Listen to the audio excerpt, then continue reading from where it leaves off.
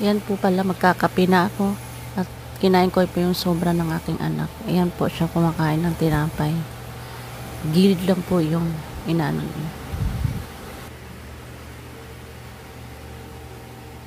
Ayusin mo yung short mo! Stand up!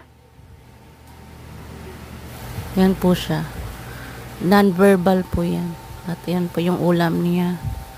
Lutuin ko yan, palamusalan. Nilagay ko lang agad yan kahit di na kumulo. Kasi pag hintayin mo kumulo yung mantika na yan, magtatalsikan yan. Pupunta yan lahat sa mukha mo.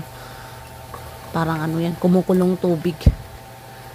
Mantika dito may kasamang tubig na eh. Kahit bagong bukas yan ng bote.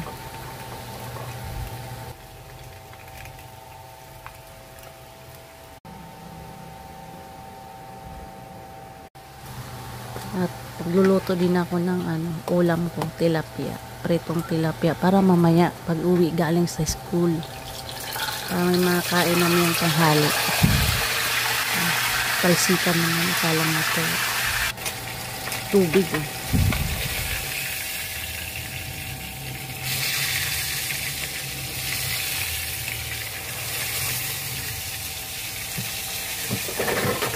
Papaa ka na naman!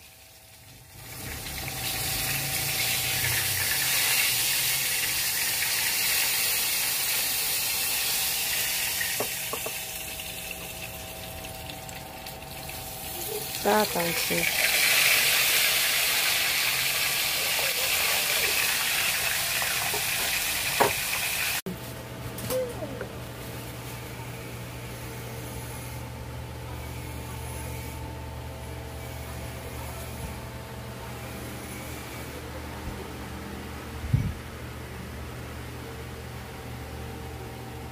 Ayusin mo yung short mo.